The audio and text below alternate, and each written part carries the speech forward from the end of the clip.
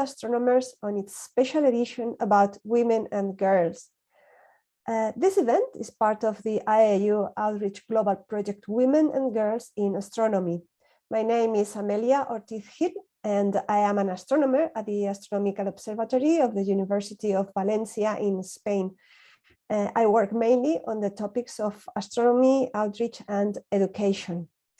First, for today's meeting, I would like to ask the participants to write down their questions in the comments window of the platforms that we are streaming, where we are streaming this event, YouTube and Facebook. Please remember that there will be a draw for prizes to all who send their questions.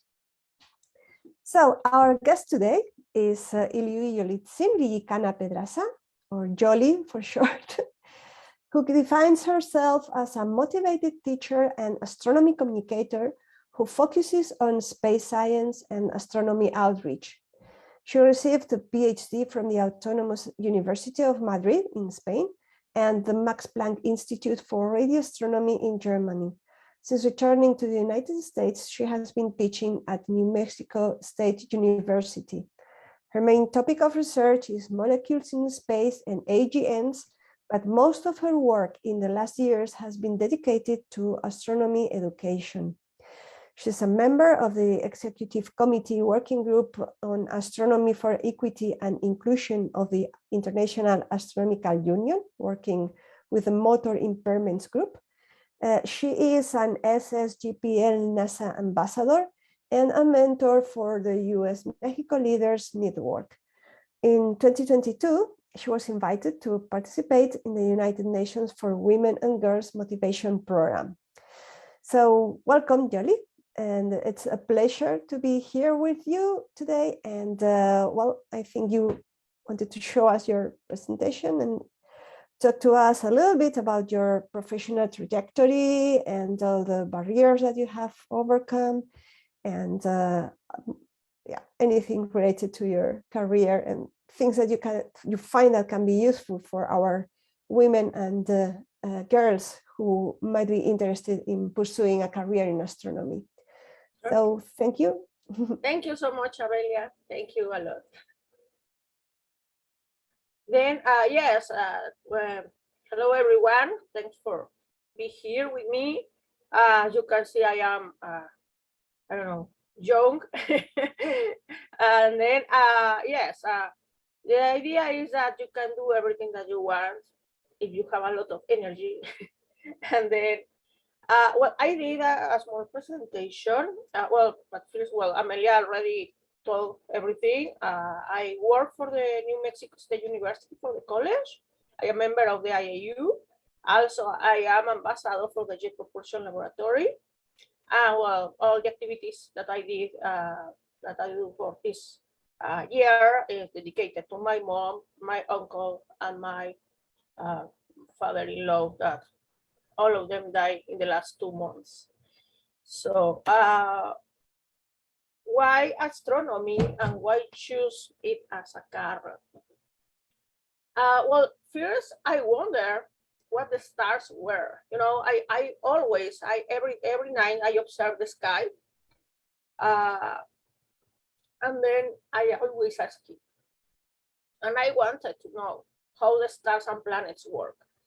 Here the point is, in my family, I have a history of amateur astronomers since my grandfather and the father of my grandfather, but it was not enough for me. So the amateur books for me were not enough to convince me. I always say, yes, okay, the books say that, but how they know?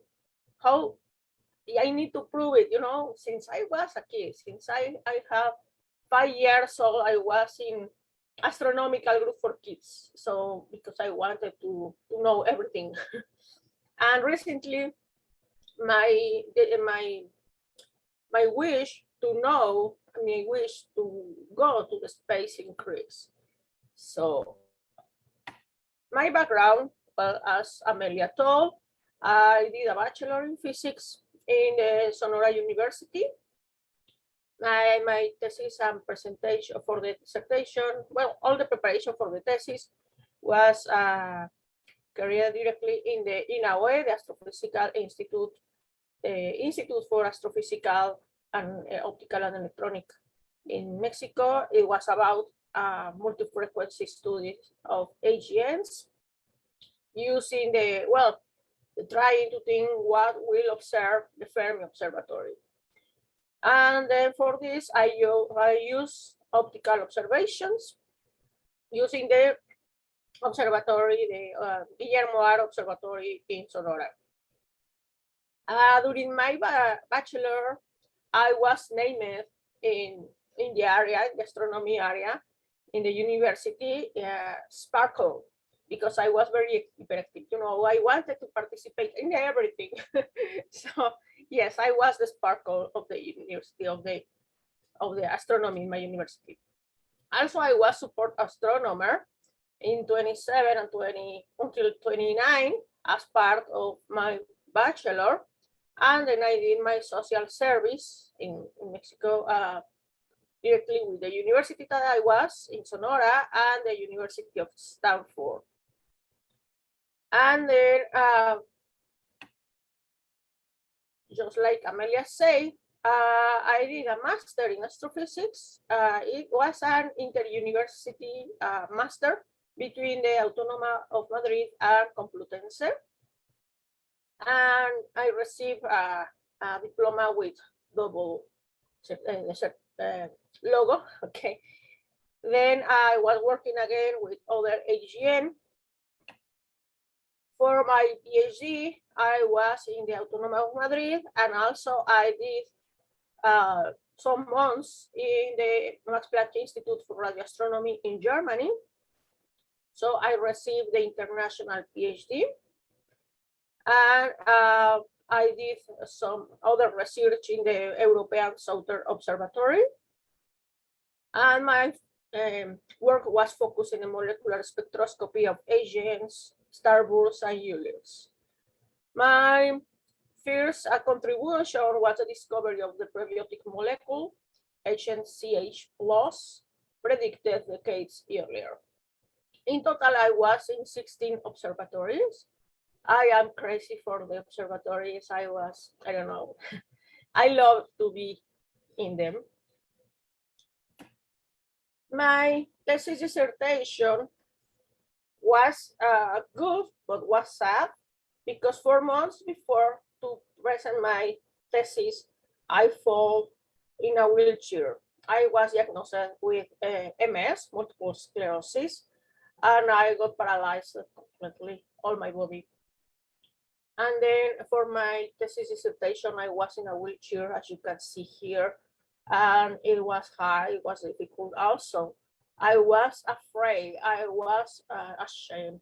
I was to invite my friends, you know, of master and PhD, I was afraid to invite them because I feel like, oh no, what they will tell me, and the bullying, what happened, I will be, it was very difficult for me. And then I directly only invite my roommate, the girlfriend of my roommate, other friend that was my roommate in master, basically all of them roomies of master or PhD, and my mom, my director, Angeles, and then really it was very difficult for me.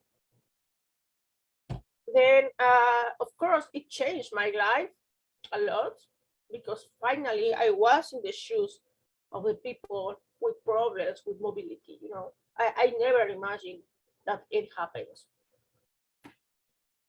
Then after my PhD, I did a small postdoc at my family home to receive rehabilitation. Then I got PI for one ALMA project.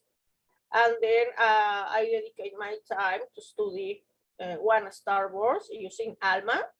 This is the most prolific and most important observatory in the world. And then I was focusing search more prebiotics. My motivation for my postdoc, because this is one important thing, you know, for my postdoc, I was working directly with, I was associated with the Autónoma of Madrid for a couple of months, but the researcher that sent me the money stay without more money, and then she told me, I'm sorry, I cannot send me more, I don't have more. And then I had only 2 months payment, and then I continue alone. And then my motivation, after found my first prebiotic molecule, I decided to continue searching for more prebiotics. And then also hawking, that I love hawking. I grow, I don't know, with Carl Sagan. I grow with Stephen Hawking and with Julieta Fierro. So, you know, and then Stephen Hawking predicted less than a decade ago that the planet will be uninhabitable by humans in 100 years. So I am looking for a new home for human civilization. How? Well, basically, checking the conditions in every close place. Because of course, we cannot go to Alpha Centauri, for example. Okay, so a planet or moon close of us. Then for my research, you know, this thing that say publish or perish. So I was present with this. I felt sick, I felt with pain in 2015, 2016, but I should survive. So I was pressed with a lot of pressure, and then I published one paper about what I did in the past, a multi-frequency study of one blaster. And then I continue with other, well, I continue with the results of my PhD thesis. It was in a meeting. And later, I was teaching during 2017 until 2018. I was focused more in teaching. Because of course, my salary was for teaching, not for research. Then I got hired in the College of the New Mexico State University in summer 2017. I published my master thesis work on archive in 2018. Because again, you say, publish or perish? Oh my God, again. And then of course I was worried. Then I continue now with teaching and outreach activities during 2019 and 2020. I published one paper in Nature Astronomy about what activity that I did for outreach, 100 of hours of astronomy at the Mexican northern border. Then my idea was, what happened? Okay, because a lot of people don't know the astronomers that work in the north of Mexico. You know, all the people know the astronomers that work in the center of Mexico, the Mexico country, I mean. But not much people know the astronomers that work in the north. So my objective was to present the astronomers of the north so the people can invite the astronomers of the north, not the astronomers of the south, because they have people close, but they didn't know. So my objective was to create an event and present the astronomers, the closest astronomers, the friend astronomer. Then also it was an hybrid event, you know. So it was an important paper because I propose not only a face-to-face activity, I propose an hybrid, because a lot of people like me work or study from home. You know, until now I use a K. Until now I need staying home a lot of time. Since pandemic began, I have been working from home. So thinking in that people, I work in the hybrid events. So in these events, we have talks, workshops, and observations for everyone. It was open to everyone, but my objective was to reach every corner of the country, every corner of the border, you know. Then in 2019, I returned to research, but of course my philosophy changed. I say, okay, you want that I publish? Okay, but you need pay for me. You need pay my publication because I don't have money to publish. My job pay to teach. My job don't pay the publications. So if I want to publish, I want to search the way to do that. So I say, okay, I can present my work in scientific meetings, and then at the same time, I can publish something. Yeah, sometimes it's not peer review, but they check your work and they say, okay, you need to fix this part. You need to change this paragraph. You need to, this is a peer review. However, I don't know why it's not considered peer review. But at this point, I say, no matter, because I don't receive my salary for publish. So in this point, I decided that the machine needs to do the work for me after my MS relapses because I was sick. I was worse every time. So thinking in that, I proposed a topic, very important. It was study prebiotic molecules with ALMA, but using artificial intelligence. Because I say, I will transfer all my knowledge to the machine. And the machine will help me to do the job. So if something happened to me, if I need to be in bed, then the machine will work. Then the machine will do everything or part, because you need check. You need check if it is doing the correct, if it is not running, you know. And then the past year, I was trying to work a little bit with a team, with friends. And then we got accepted one paper in a peer review journal in the Mexican Astronomy Journal. And we published it next month. It was accepted. And then, yes, it has been a hard way to work. Also, I was focused in the past in best practice for outreach because I love to do outreach. Since I was in bachelor, I participate in talks, I participate in observations, I was co-host for a radio program. I participate in everything that you propose to me. I say yes for everything.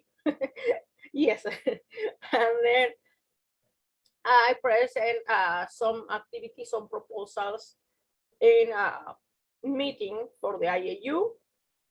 And then it was published in 2020. Then I was working toward teaching best practice. I won the Star of Excellence Award in 2020 for all the STEM, science, technology, and engineering in all my circle, in my college. Over men's, from people from all the world, because we have people in my department, we have people from all the world, you know, from Europe, from other continents working all together, from China, from, you know, and then I won this award, you know, and then I said, oh, when the dean told me, I need your a small summary of your life because you won our award. What? I won what? For what? Because you're teaching. You have a great teaching. Oh, of course I was thinking in everyone, you know, because because my experience, you know. And then thanks for my experience, thanks that I lose my movement 4 months, I am better teacher. Incredible but true. Then they said in this, I was working toward best labs, best activities for the students, and we published with other two teachers. We published one paper the past year, real data for astronomy class in college and university. We created our activities, and then other paper, engagement of college students using real observatories. Because you need to engage the people, you need to engage the students. Then, just like Amelia say, I am ambassador, okay, to outreach ambassador for the Jet Propulsion Laboratory. How happened it? Well, I am here in US, and then I begin to study aerospace technology in 2020 because I say I want to go to the space. Now I know how that points in the sky works, but now I want to go there. I want to collaborate. I want to be part of the next mission to the moon, to Mars. I want to be part of the next base on the moon, from the gateway, you know, and then I begin to study again in my free times, aerospace technology. In that place, in that studies, I met one teacher from NASA, and you know, he say, "Okay, Spark, what happened? Do you want to be ambassador for JPL?" Yes, of course. And then he proposed me, and I won the position.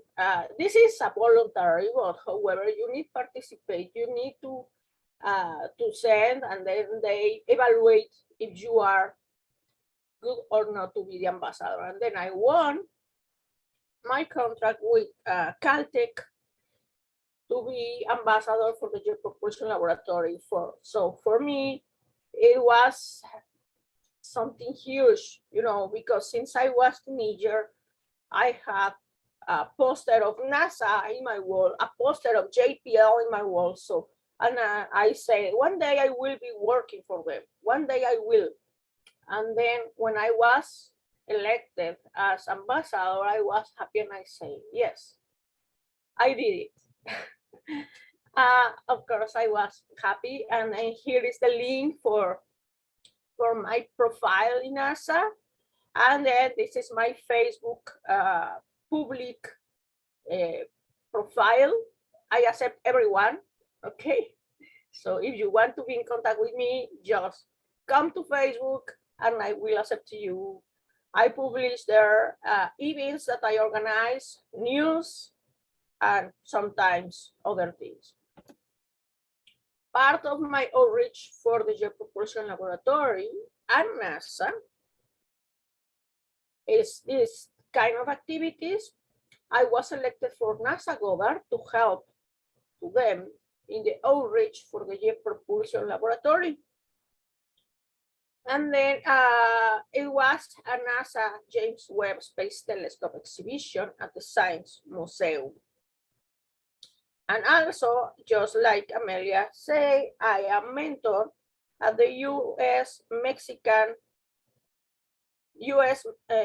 Leaders Network. So what I do here, well, basically, what I do here is that the coordinators of the program write me and say, hey, Yoli, we have one student that wants to study something related with space, with astronomy.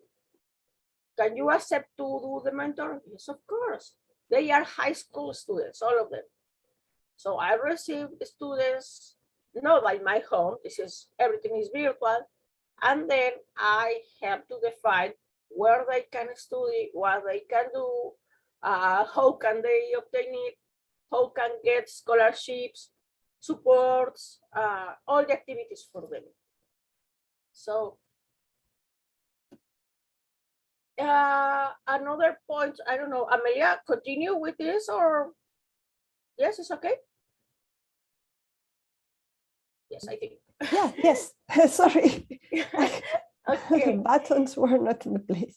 Perfect, Yes, perfect. Then one of the questions that I received is about if I feel discrimination in astronomy.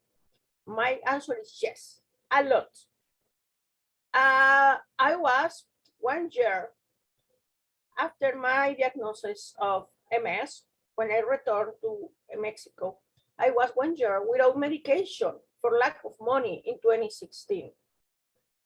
Then I got declared permanent disabled without the possibility to climb stairs again. Why? Because I sent all my information to a lot of people that hired for postdoc or others. No one hired me because I couldn't go, basically, because no one wanted that I work from home. I was in rehabilitation. I was unable to go physically, but I had all the knowledge and all the energy to do. But all the people say no. So I was with all the medication and I lost all the possibility to return to my normal life. Then as I told you, I am defined as a woman, married with a man, but support to everyone. I have non-binary family and friends. So some of them are non-binary and astronomers, and they work a lot. They are great, you know. Sometimes they can be your best friends. And then I note that not exist bathrooms for non-binary people, not enough respect for this collective LGBTQ community. In Mexico, not exist the culture or the trainings about this. No, I have a lot of friends that say, hey, to everyone, to someone that is, I don't know, they say gay to everyone. They say, you know, they don't have any respect because it not exists the education and the culture for this kind of collectives. I learned a lot of this here in US because in my university, we have a mandatory training every year about this, mandatory training, and you need to pass the test about this. And then I got education in US to respect more, much more, because I didn't receive it in Mexico. I didn't receive it in Spain. I didn't receive it in Germany, in any place. Also, I note that not exists bathroom and access for disabled people in observatoriums and planetariums. I cannot go there. I want to observe, but they say to go to the control room, you need clean stairs. And I say, okay, but if I can't, I'm sorry, we don't have installations to do that.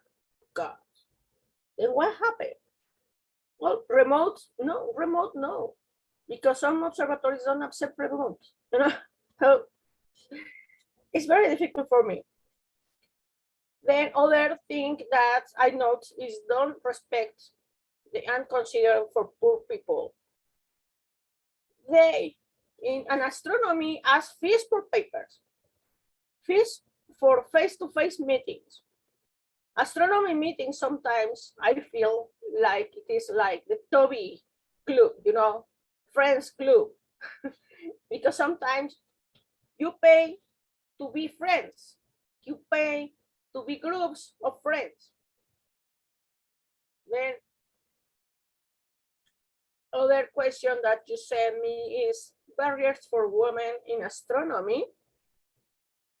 I note that the faculty and staff of university observatory research centers are more like populated by men and lack of women. The small and unseen print letters on astronomy and space science job advertisements say, no women with children, no people with chronic illness, no people from third world countries. For example, NASA, ESA, ISO, INTA, okay? They only accept people from their countries. They say, we are open to everyone. We don't discriminate, but they don't accept it. Okay. And then also I note that the papers and accepted observation have a bias inclined to men. Also, the same editors and referees are inclined to be men. Then, the strategy is to overcome them. For me, the solution is equity. Equity in everything and every activity. In universities, observatories, research centers, you can hire 50% men and 50% women for faculty staff and researchers. For the papers accepted, the first author must be 50% woman, 50% men. The accepted observations, first authors, 50% woman, 50% men. Editors and referee the same. Also for accepted students the same, 50% woman, 50% men. And also all the meetings and workshops in hybrid format. It was great during the pandemic, but in the last months, a lot of meetings was announced and they say, oh, we will have a face-to-face activity. And then I wrote and then I asked, do you have any virtual? No, we don't, sorry. Okay, but what happened with the virtual? What happened with the inclusion? Nothing. They don't have any activity. Then, how can others, special in position of powers and economical north, contribute to change infrastructure change? Well, for me, outreach is fundamental activity. And unfortunately, this is an activity most of the time unpaid or very little paid, at least in the countries that I have been. Then I will propose investing in good salaries for outreach, training to minimize fairness and discrimination, adequate facilities in all the astronomical and space science facilities to avoid discrimination. And in an ideal dream for me is that all the countries in the world invest 5% of the gross domestic product in science. Then I almost finished on the importance of gender equity. Why is it important to have more women in astronomy? I was thinking a lot in this question. And then for me, it is to avoid the bias inclined to men, to respect the maternity. I met one woman astronomer here in my college some years ago, and she told me, I got a PhD in astronomy, but when I was in my PhD, I got a baby. Then I finished my PhD and I was looking for a job, but no one gave me the opportunity because I had a baby. So she moved, she studied for chemistry again and changed all the activities to chemistry. And she told me, astronomy is not for women with kids, you know? And I almost cried. I feel something like, no, come on, please, but I can't pay to her. You know, we lost her. Then, to respect the rights of women, because we are multi-channel, we can work in parallel in a lot of things to extend the understanding of the sky, to better understand the working of the universe. Because we are the ones who do scientific work in times of war, because we have more pain tolerance, okay? We can support more the pain, we can work. Because we are more persevering, okay? And because we also pay taxes and vote. So we have the right to have a job. Tips and message for future astronomers. Well, be persevering, never take your finger off the line, hold on your goals. Study hard from Monday to Saturday at least. Don't let you be defeated by bullying and denounce those who do the bullying to you. Be bilingual at least. Never stop learning. Do many certification as teacher or as a student. Postgraduate studies abroad, so you can learn a lot of things more. Leaving aside mistreatment between college, regardless of sex, like sex discrimination, place of origin, color discrimination, because collaboration and teamwork is required without leaving anyone out. Live and let live. We are in the same world. And how to address pipeline issues and retention, including professional possibilities outside the academy. Even if you have a PhD, there are many things that you can do, not just research. Because when we are studying for astronomy, we only know the research, but it's not the only thing that we can do. We can work for the industry, we can teach classes, we can do outreach, we can work for a planetarium, we can work in a museum, we can work for a space agency, we can work for the government. Also, teach all the possibilities of work during the preparation. No one told me that I can work in other things different than research. Then when I didn't find a job in research, I was very sad. And I say, I was prepared to research. Now, what will be my future? And then after, I learned that I can teach, that I can do outreach and a lot of activities. So it's very important to teach to the future astronomers what they can do. What is a professional place that they can be? Leave the place for future generation in the case for astronomers that already need retire. Sometimes the astronomers stay there until they die. So please, stay only the time, I don't know, the 13 years that the astronomy department required, or I don't know. In all institutions, I think, they have a time, and they say, you work 20 years to work 30 years and you can retire. Then retire on time, please, because we are a lot of young astronomers looking for a job, a lot. Then leave the place for future generation, and then please equity in jobs, 50% men, 50% women, okay?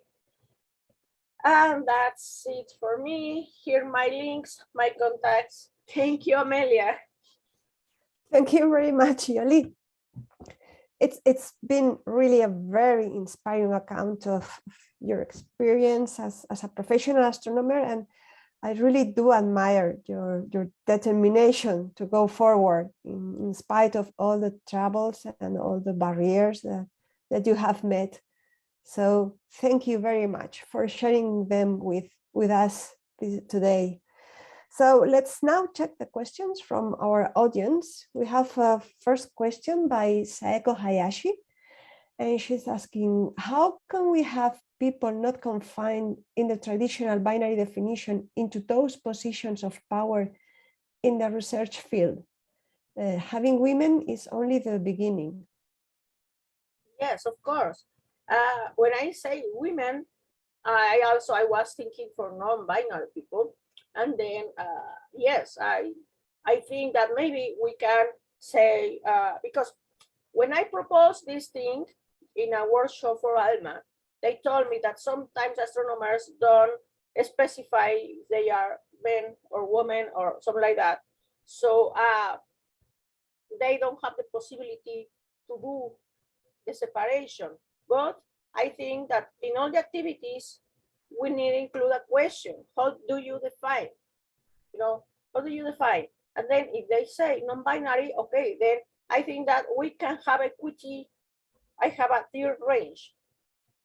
The tier part for men, tier part for non-binary, tier part for women. Then I think this is a way to include to everyone. And then I think it is how we can include, and I agree, of course, we need to include it. Yeah, so related to this, Susana Filipecki Martins is asking, why do you think universities don't implement gender quotas? Implementing, I don't know, because I think that they change their administration, they change the ideas probably. I don't know, I am not sure about that. Yeah, I guess it's difficult to open to new ways of doing things, and that's one of the reasons. Because you can change the rector, which you can change the chancellor, you can change the administration, then they don't have the same ideas. They need begin again all the process. Yeah. So Kelly Blumenthal is asking, how do we overcome barriers to inclusion in academia while keeping in mind gender fluidity?